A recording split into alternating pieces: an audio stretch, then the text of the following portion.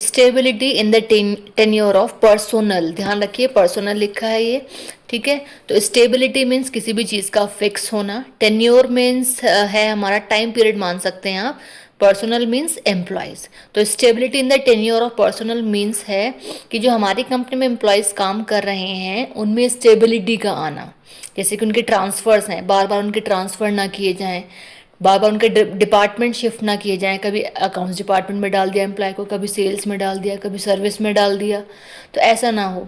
बार बार उनके वर्क में चेंजेस ना आए, ठीक है, कि कभी उनसे कोई काम करवा लिया, कभी कुछ करवा लिया, कभी कुछ। उससे क्या होता है कि जो हमारी कंपनी का एम्प्लॉय है वो 100% रिजल्ट नहीं दे पाता, एज वेल उसकी जॉब भी सिक्योर नहीं हो पाती। क्यों नहीं हो पाती? क्योंकि उसे पता है कि अभी किसी काम में को करवाएंगे, कभी किसी काम को करवाएंगे वो, क्योंकि परफेक्ट कहीं किसी भी काम में नहीं हो पाता। जब परफेक्ट किसी भी काम में नहीं होगा तो कंपनी कभी भी उसको निकाल सकती है, ये बोल के कि भाई तुम काम अच्छा नहीं कर। वह काम परफेक्ट करेगा कैसे जब तक उससे एक काम नहीं करवाया जाएगा, स्टेबिलिटी ही नहीं रहेगी उसकी वर्किंग में।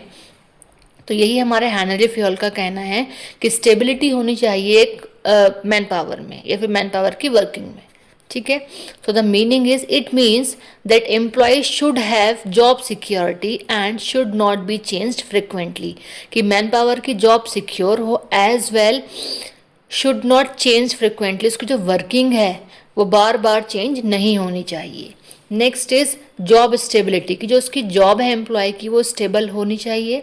It means worker should be allowed to stay in their job for a reasonable period, कि एक पर्टिकुलर टाइम पीरियड के लिए कम से कम एक एम्प्लॉय एक जगह फिक्स होना चाहिए, तभी वो अपने वर्क में परफॉर्मेंस मतलब वर्क की या अपनी परफॉर्मेंस को शो कर पाएगा अगर वो एक जगह फिक्स है, ठीक है।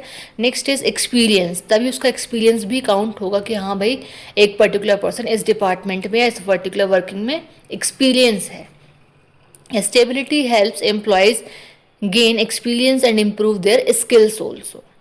Next point is the efficiency, कि when employees stay longer in a job, अगर एक एम्प्लॉय किसी भी एक जॉब में स्टे करता है काफ़ी लंबे टाइम तक, तो जो उसकी एफिशिएंसी होती है वो इंक्रीज हो जाती है, क्योंकि वो उस काम में परफेक्ट हो जाता है। अगर बार बार रिपीटेडली किसी काम को करेगा तो उसमें परफेक्ट हो जाएगा।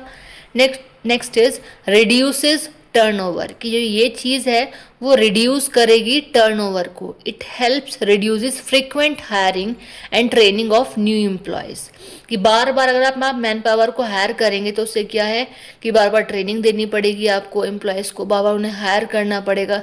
तो ये चीज़ क्या है, कंपनी में चीज़ों को रिड्यूस करेगी।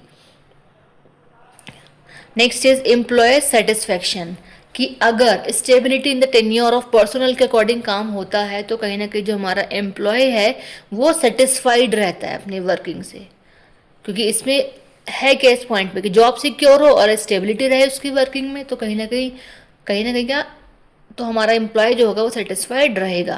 तो job security increases employee confidence and satisfaction, कि अगर जॉब सिक्योर है तो हमारा जो एम्प्लॉय है वो कॉन्फिडेंट भी रहेगा एज वेल सेटिस्फाइड भी रहेगा अपनी जॉब से, और वो 110% रिजल्ट भी कंपनी के लिए दे सकता है।